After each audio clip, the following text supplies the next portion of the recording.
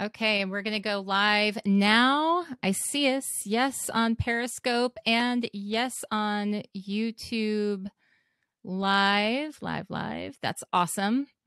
All right. So welcome, everybody. I'm glad that you are joining us for this week's Association Chat. Association Chat is your weekly online discussion for the association community where we warm ourselves by the virtual fire with topics of the day, welcoming thought leaders and trailblazers alike to join up in this online home for the community. I'm the host of Association Chat, Kiki L'Italienne, and I want to give a shout out to our wonderful sponsor, Fontiva, the AMS for Innovation, for their ongoing support of Association Chat and the community here.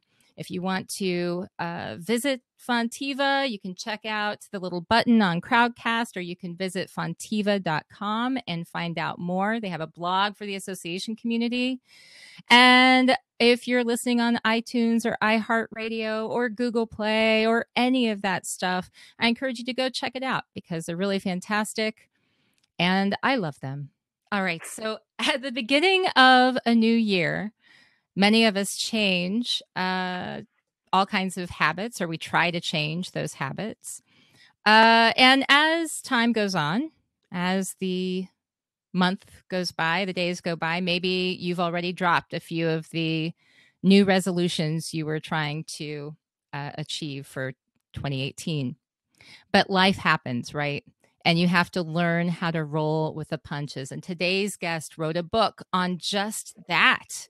And I want to introduce Jessica Levin, the author, speaker, and award-winning entrepreneur who is one of the best marketing consultants I know. She is known for being a savvy communicator. She's known for being a connector. And we get to talk with her today. So welcome, Jessica. Thank you. All right. So for those who are watching this, you're able to see everyone has shit. This is Unsolicited Advice for Being Human, your new book that just came out.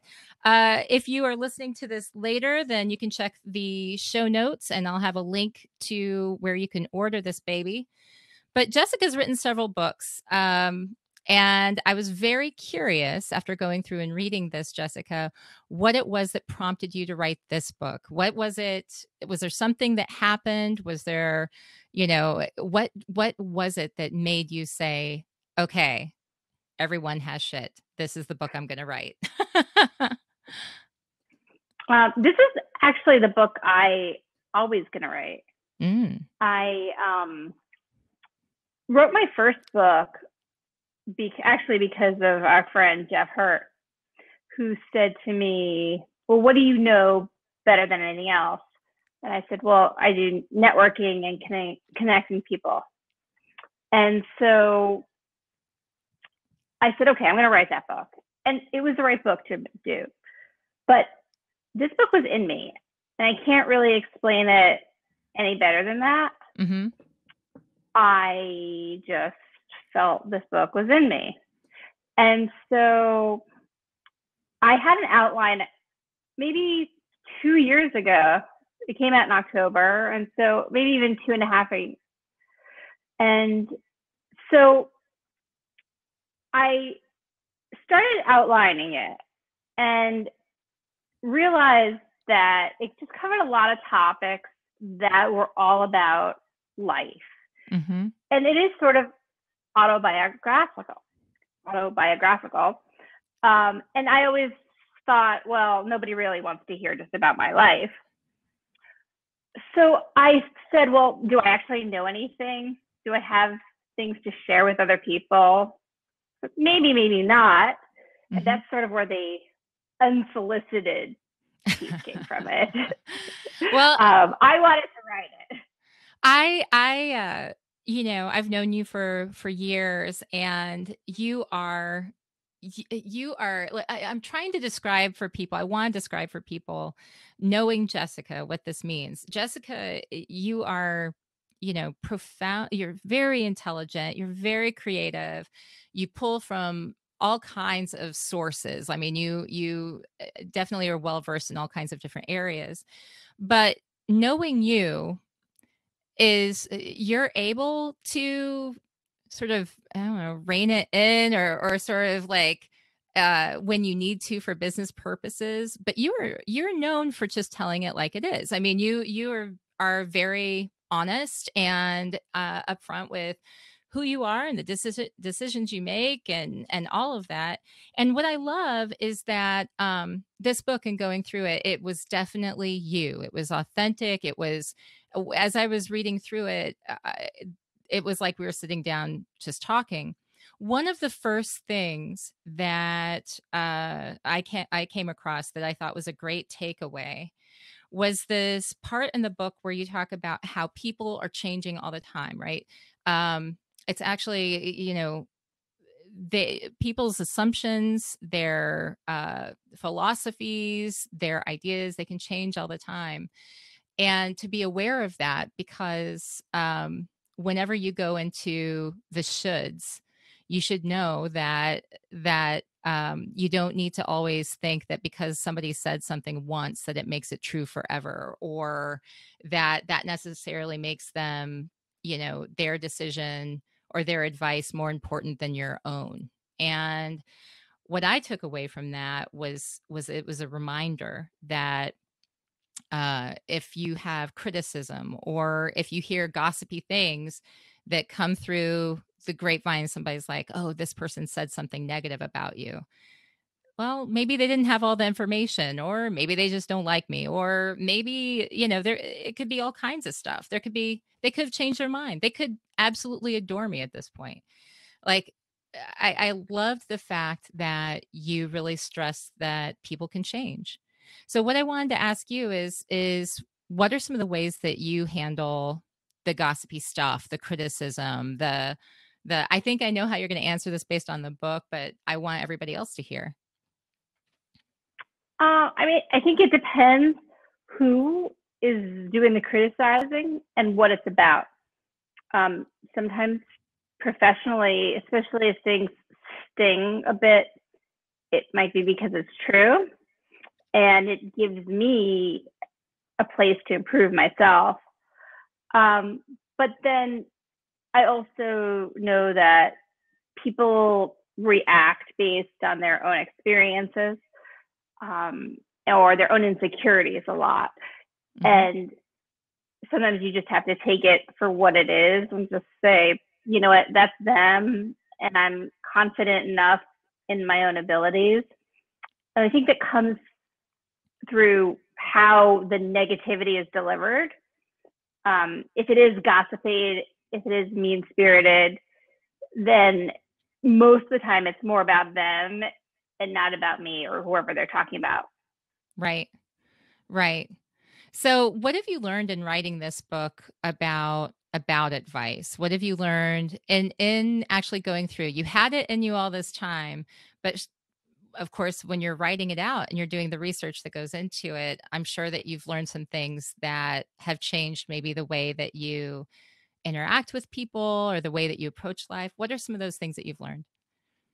Oh, it was so educational. If nobody read the book, I know I would have learned a lot. Definitely how I look at other people.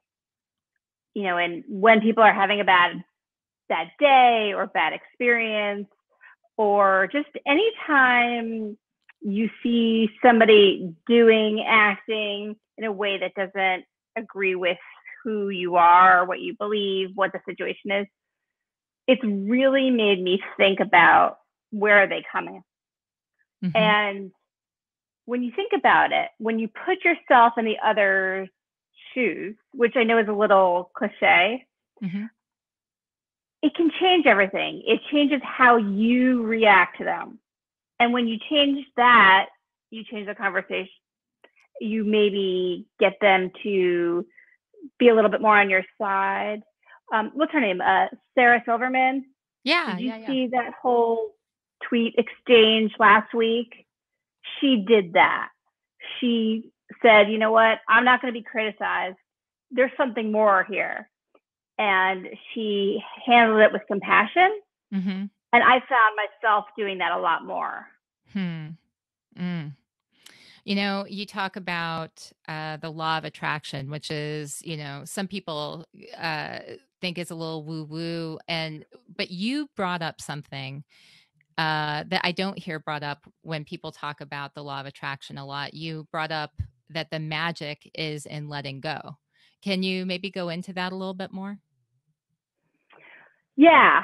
So resistance. We resist things. We cause a lot of drama in our lives. We anticipate a negative situation. We anticipate a fight. We anticipate pushback.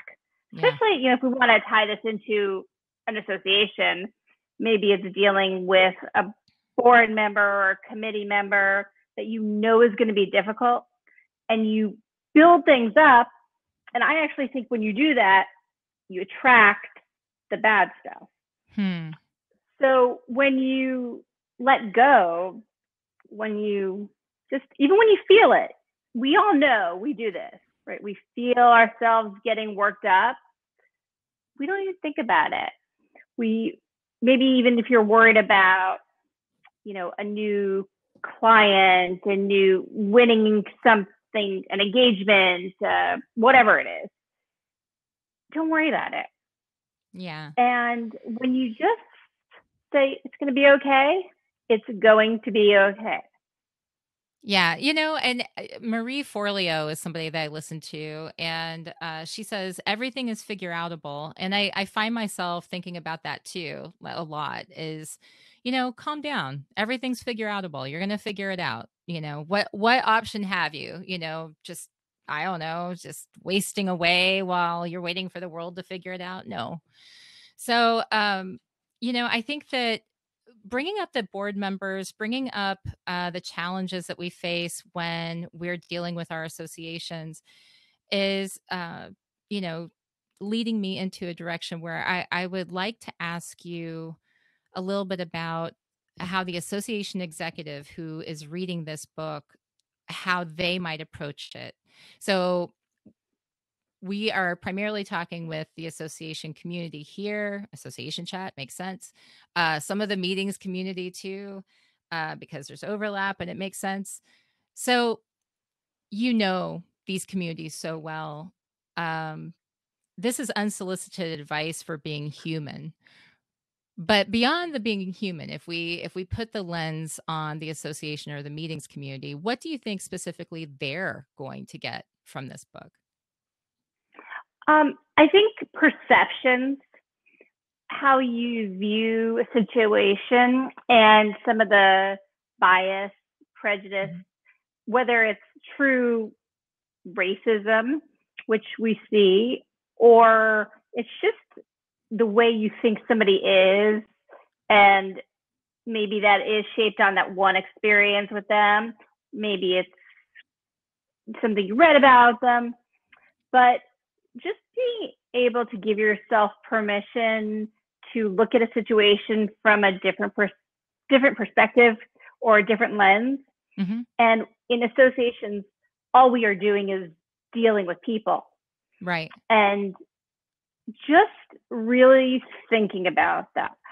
Thinking about maybe they are different from me or you, but are they that different?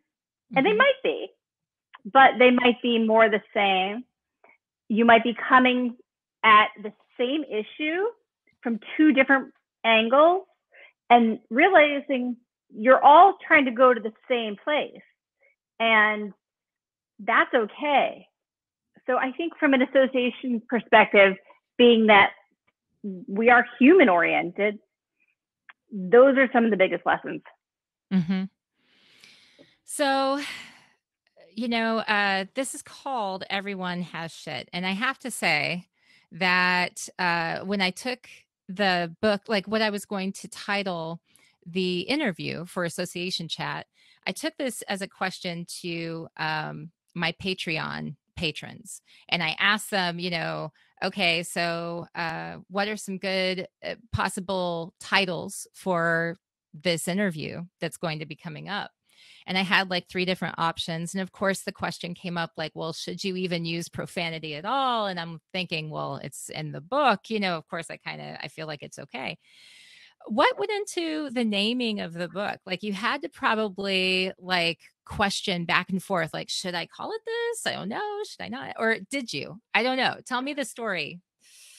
So originally it was going to be called Unsolicited Advice for Being Human. And then the subtitle was A Guide to Living Life Through Kindness, Common Sense, and a little help from our friends. And the first chapter was called Everyone Has Shit. And it was kind of, when people asked me what I was writing about, yeah, that's what I kept saying. Everyone has shit. And I was actually in Australia over the summer, and I was sitting down with somebody and having this conversation, and she just looked at me and said, no, that's the title. She was so convincing. That was it. And I went home and I finished the book. Wow. Wow. So you changed the title and then it became clear that that was like the direction that you needed to go. So since then, as you've been looking at marketing and promoting and going out there with it, are you getting good? Like, what are you hearing from people as far as the book? And I mean, I guess I was going with the title, but actually more than that, what are you hearing back from people as you're starting to? Because this is a new book. It is. It's a new book. So it's really just starting to get in people's hands and starting to get in the hands of people who don't know me. Mm-hmm. People who know me are saying, oh, this is you. Yeah. But I really want the perspective of people who have never met me. So the feedback's been positive. Mm-hmm. And it's interesting because some of it is very fundamental and may resonate with somebody younger who is just learning life skills. Mm-hmm. But there are certain parts, especially the relationship. I talk a lot about toxic relationships, yeah, and giving yourself permission to cut those off. And that is one area that, regardless of age, people have said, you know what, I just needed to hear that. Mm-hmm.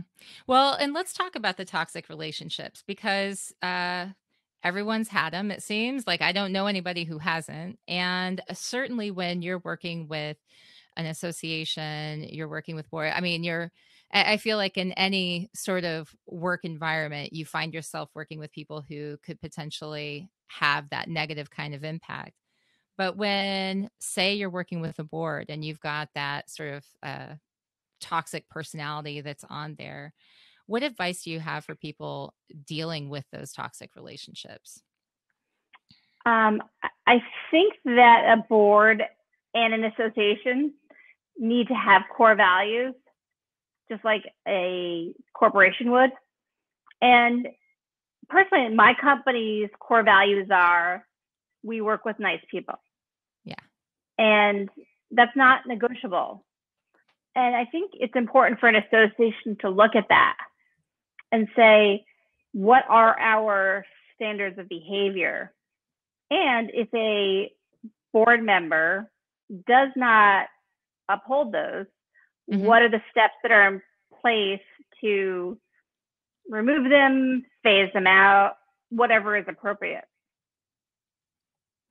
So, and I want to say thanks to those people who are watching live right now on Crowdcast and also on Facebook Live. I want to say thank you for your thumbs up. Thank you for the responses. I'm seeing them. As you have questions, if you have questions for Jessica, always remember that that's one of the benefits of watching live, that I will be looking for those both on Facebook and on Crowdcast. If you're watching through YouTube or if you're watching through Twitter, or on Periscope, then I'm not tracking those comments right now. I'll see them later, but not right now. So feel free to comment. Just know that that's not where I'm looking for them right now. Okay.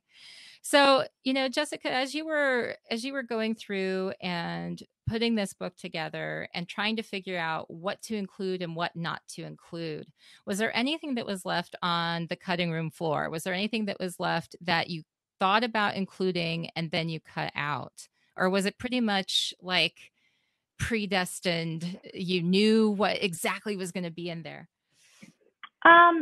Actually, ironically, the time management section didn't make it because I ran out of time.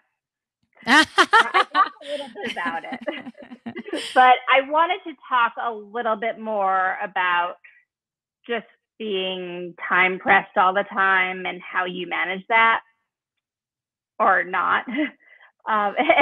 Literally, I did get to it. Mm. Is there a part 2 to this book that's coming down the line that maybe has that time management piece? In terms of the book, I actually want to turn it into a podcast. Cool. Oh my gosh. Tell me more. Well, so many of the conversations that I'm having with people are about the issues and stories about toxic relationships or confidence or self-care, which is what I talk a lot about in the book. And I just realized that the conversation is so broad, it couldn't fit into one book. So I think it really will work well for a podcast. Yeah, I think you're right. Obviously, some of this that you go into in the book, it lends itself well to having these deeper discussions because one of the things that you wrote, and I'll just quote from the book here, you said, in general, when we indulge our fear, we create a breeding ground for our darkest, most destructive emotions: envy, insecurity, jealousy, suspicion, and bitterness. While fear can alert us to danger, dwelling on these associated feelings never leads anywhere constructive. And it goes on to talk about, finding outlets to express those emotions. But what you end up saying is you end up talking about the importance of staying positive. When there is so much happening in the world that, especially in the United States right now, that can potentially be seen as not positive. Sometimes that's a challenge for people. And especially, I think that this is a season right now where we're just past the holidays. And it's kind of that season where, I think people are spent and they have a lot of things that they're trying to accomplish and maybe not sure if they can do it. How do you stay positive, Jessica? What have you learned? What are some tricks for those of us who are desperately clinging to any tiny bit of hope? I think the number one thing is to remember that we're human. And also, and this is a big thing, especially with social media, is what you see is not reality. Now, it might be in the world, but other people's lives, and if they look perfect, they probably aren't. But those people, well, there's one of two things. One is they are feeling like they need to prove themselves. So that might not be as honest or authentic. But there's other people, and I try to do this, even if I'm having a bad day, I try to project whatever is good. And that can be hard to do. But there is always good, always. And sometimes you just have to remind yourself of that. And if you can't, then maybe just focus less on the bad. Like, don't dwell on it. It's there. And unless by thinking about it, you're going to change it, then don't. Think about something else. Yeah, it's interesting because I've seen a lot of people, and I'm sure you've run into this too, whether it's in articles or on YouTube with interviews, where people are talking about, even if they're digital strategists or working for software companies, cutting out social media or at least limiting it to a point because they find that it's having a negative impact on their lives. And I wanted to ask you, like, what are your thoughts on that? Because I know, we first started connecting online and through social media before we ever met in person. And I'm just curious if that's something that you've thought about. I also have a question over here, so I'll let you think about that. And Dana says, if everyone has shit, should we be sharing more about our own shit? How perchance might that be perceived? So thanks, Dana, for watching. Yay. I think in the right forum, like what I just said about not focusing on it, not dwelling on it.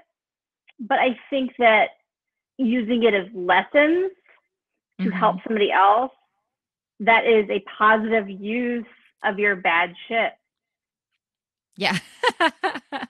I like that. Sometimes I wonder when I'm sharing things online, if it seems a lot of times we share the highlights, right? And it's like the highlight reel of our lives and everything. But when you're struggling, it is hard, I think, to always see everybody else seems to be doing so great, and that you're dealing with something. Recently I've been dealing with like the health issue, and it's like, I mean, bone spurs in my neck. It's ridiculous. Like I feel silly even saying it out loud, but it's painful. It's something that I'm trying to deal with.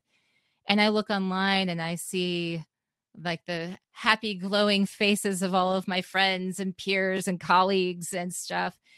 And, I try to remind myself of that great quote by Theodore Roosevelt. I think it was Theodore Roosevelt, that comparison is the thief of joy. And I have to like, remind myself to be happy that they're happy and not to be like, oh, everybody's happy but me, Well, and I think that's so much the point of the book.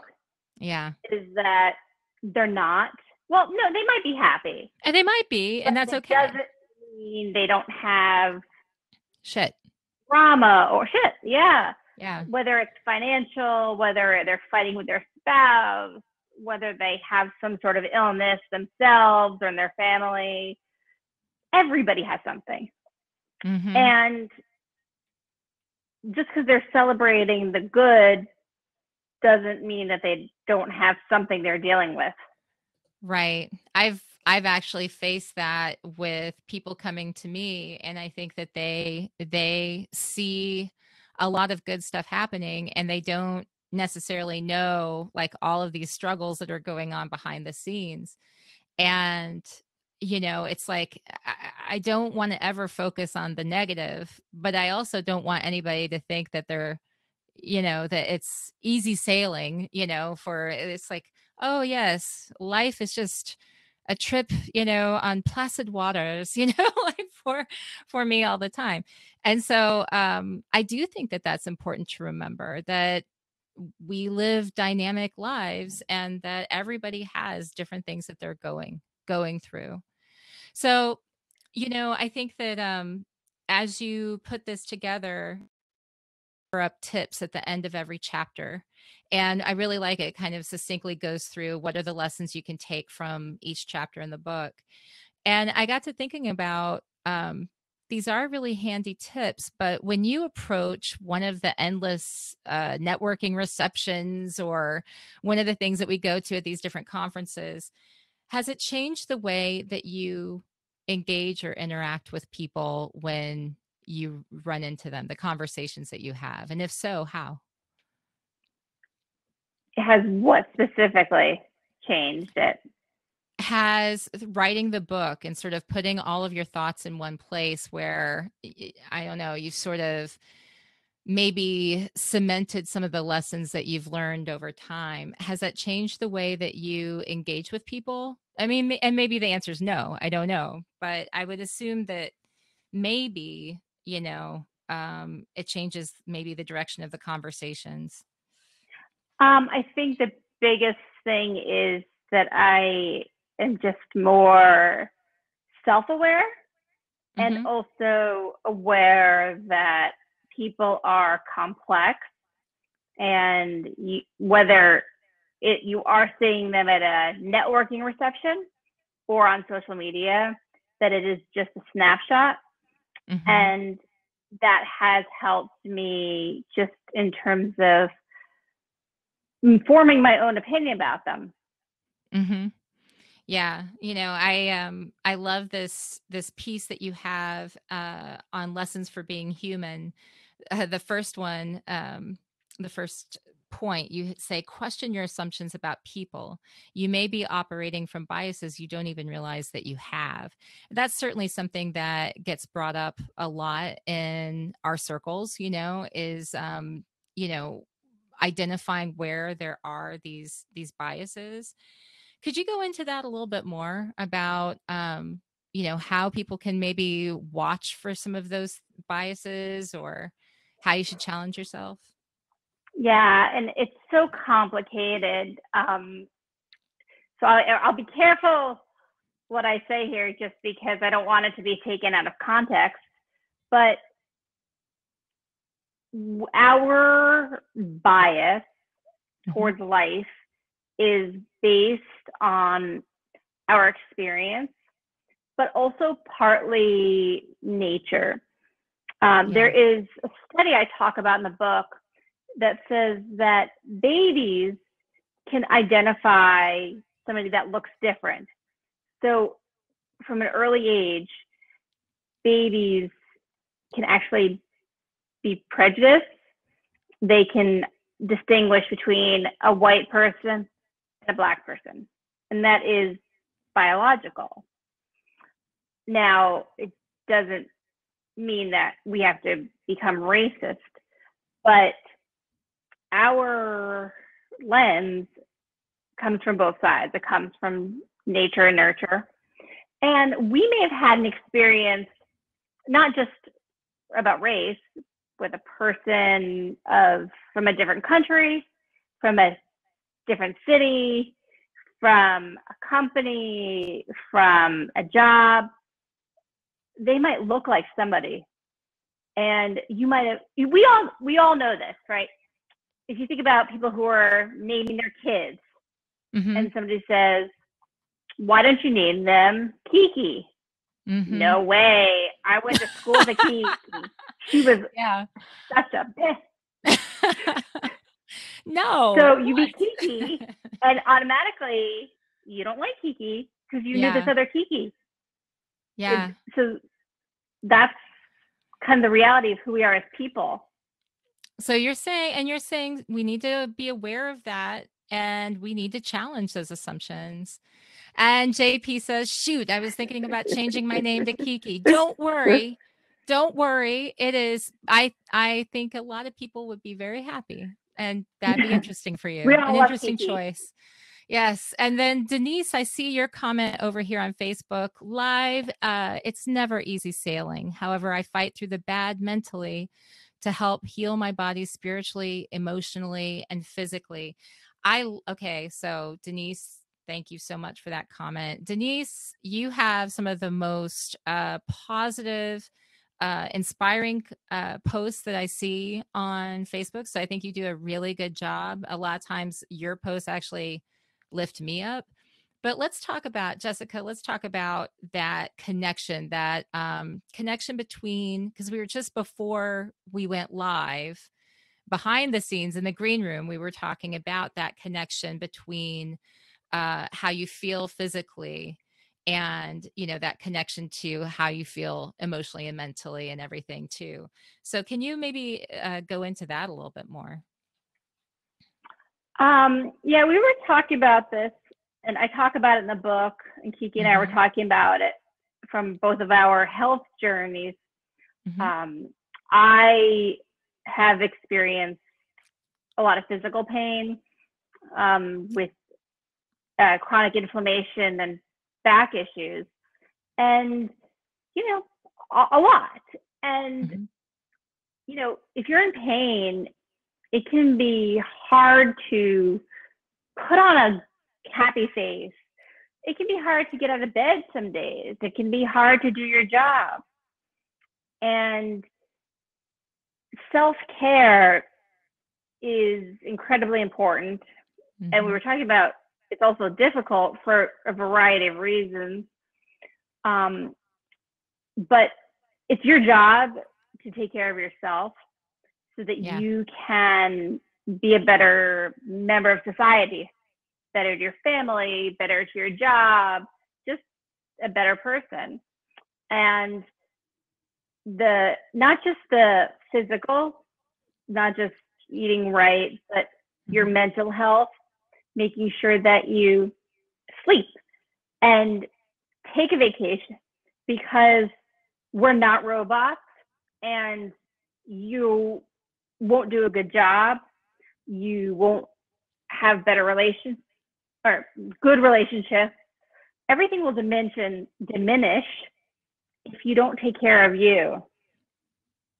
Yeah, I think that that's something that I've definitely been realizing. I think that whenever a health issue comes up, sometimes it can be a gift because, I mean, I wouldn't have said that like 2 weeks ago in dealing with some of this stuff, but I think sometimes it's a gift because it forces you to slow down enough to maybe ask yourself, am I doing things the way that I need to be doing them? Like, this is a check-in. Like, do I need to change something? Do I need to be healthier? Do I need to be kinder? In my case, I was just running too hard, too hard, too hard, literally actually running and causing some issues. But I think that it was a reminder that I need desperately to build in that white space for my life. Like, I need to have moments where I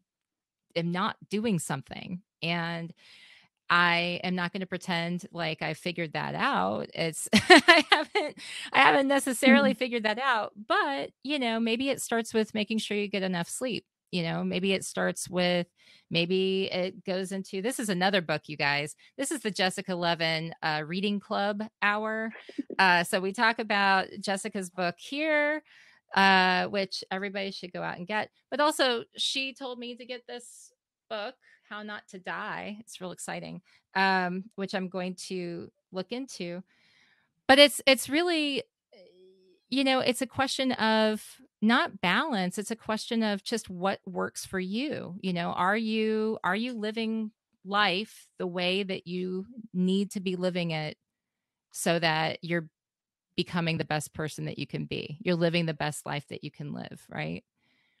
Yeah, and people always say, like, if they have children, especially little children, like, they put them first, which is a good thing, except if they completely ignore themselves, they can't be a good parent. So it's just across the board, and not everybody's gonna be able to go to a spa for a week, Right. but you need to do something that gives you a few minutes, a few hours to rejuvenate. Mm-hmm. So, in your chapter, No One's Perfect, let's talk a little bit about what went into that.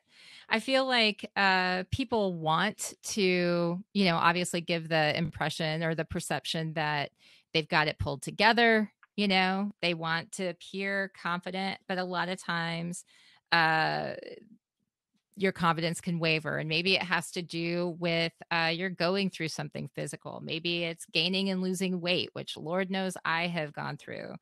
Maybe it is I don't know, something else. Can you talk a little bit about your chapter, No One's Perfect, and maybe how we need to challenge our issues with perfectionism? It's there a balance between being ambitious and striving for, and that's not greatness, it's to have an optimal life, which is not a perfect life. It's figuring out what the best situation is for you and what matters. Because sometimes we decide to do things that are not important to us. We think they are, and you fail at them, not because you didn't have the skill or really what it takes. You just didn't have the interest or the passion. And I mean, that's a lot of it, is figuring out where to spend your time in general in life. and understanding that part of life is always trying to get to the next level, but it's you shouldn't feel like a failure if you haven't hit all your goals. Like, raise your hand if you have already failed at your New Year's resolutions. And then you have to think about what they are. Yeah. Were they really important to you, or are they check boxes? Yeah. I tell you what, I don't even know where to begin because I'm always constantly goal setting. And so like resolutions at the beginning of the year, I do go through and make, sort of review the goals that I had the previous year and then make some new ones. But like, I feel like it's almost amateur hour for those who are really crazy. Like the perfectionism thing, this fear of failing, is something that I fight all the time because every week I get on and do a show that's live. There are a million and one things that go wrong, and it's a live show and it's live streamed. So if it's not technology, then it's I said something I didn't want to say, or I said it in the incorrect way, what have you. And um, I think I've gotten better at understanding, like being okay with not being perfect when I'm doing like the shows. But then I catch myself and I'm like, no, I'm pretty much, I can get to where I'm sort of beating myself up over not doing it right, not doing it right. JP says, often people fail in life because they often major in minor things. Ooh. I like that. Ooh, JP, I want you to jump on. Oh, if you were in front of a camera, my friend, which you might be, a webcam, I'd just say jump on and say a little bit more about that if you're available. Often people fail in life because they often major in minor things. Interesting stuff. Yeah. So like I was going to show you, I have my little check boxes of things, topics I want to explore, what I want to do, skills to add or improve. I mean, I like, this is what I'm saying. I have note cards, like I have index cards. I cannot fit my goals on like. So let me tell you a story card. about that. So yeah, every year, a group of my friends, we work in the same office, did these goal charts.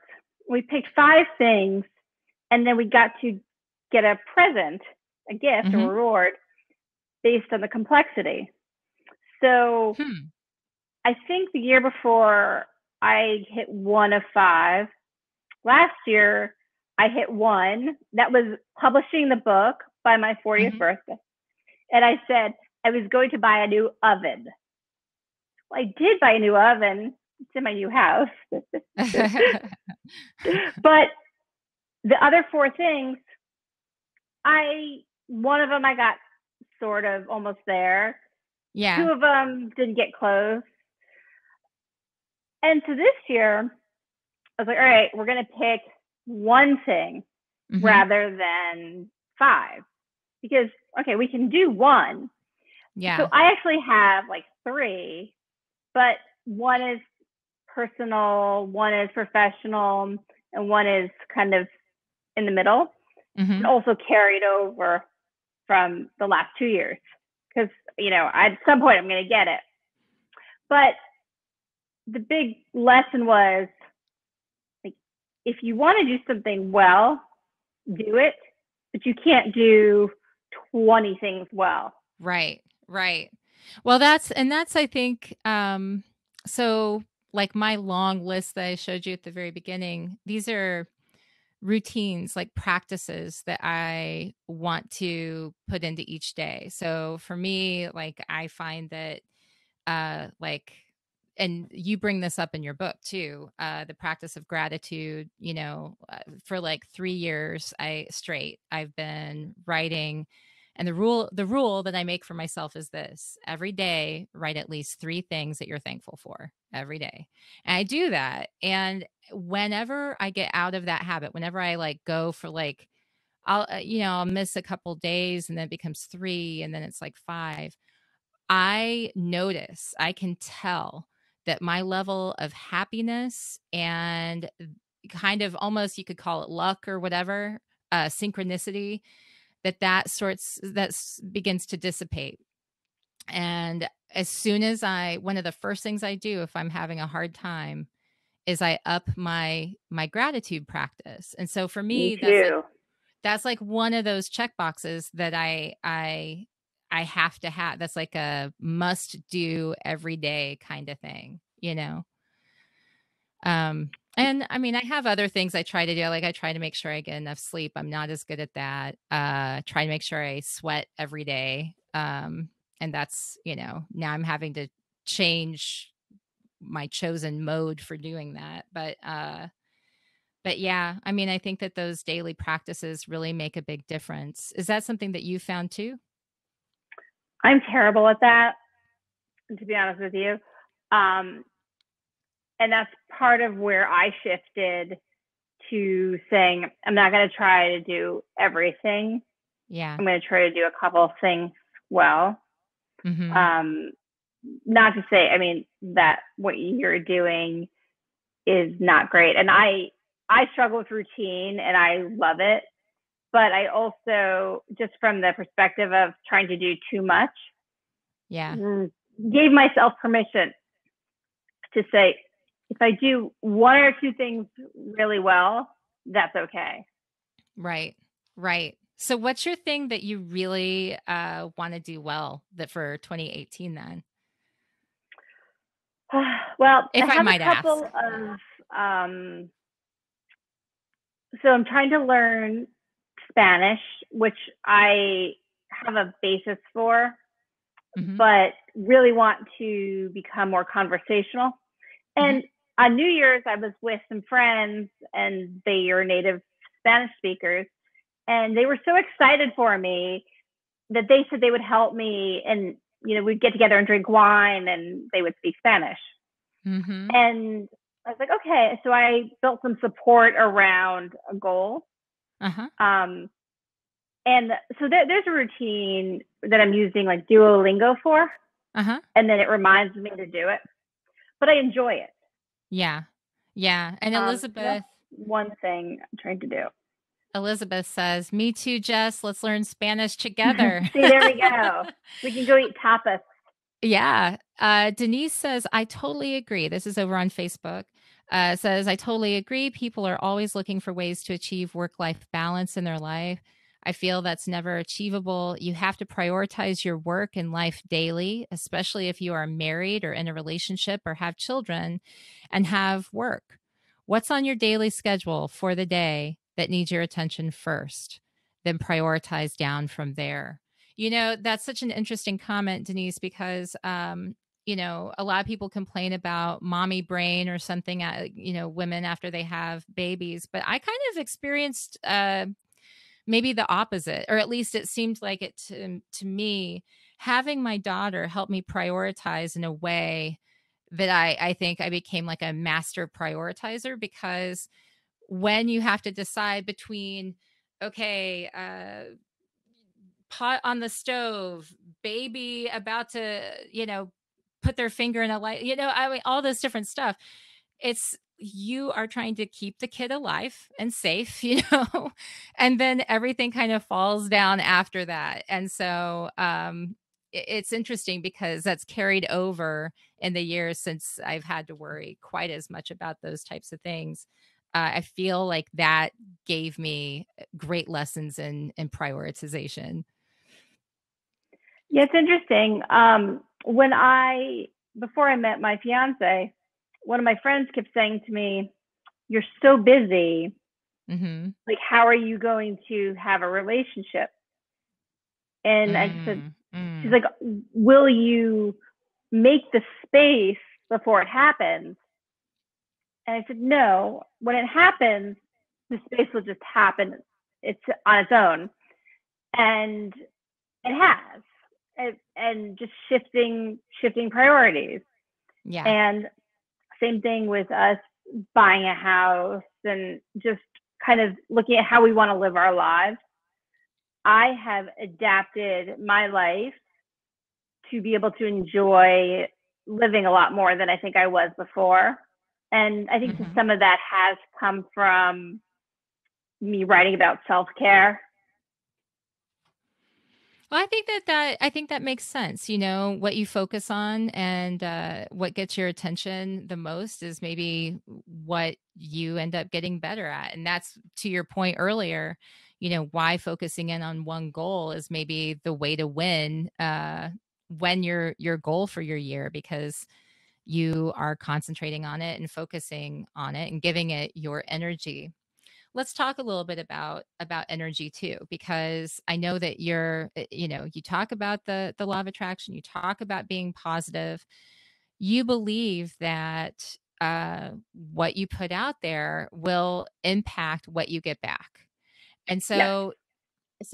there was an example that you gave in your book where you talk about, and I'm not sure exactly where it was in it, but you talk about um, this whenever you had like a concerns about finances or money, that you would do this practice where you would let go of those concerns and say that it's just going to come, and inevitably right after that, every single time, Every time. something would show up for you, a new client, a new project, something. And so have you seen that? What are some other examples of that in your life? Do you want to go into that a little bit more? Yeah, and I'll just touch on the first part of it.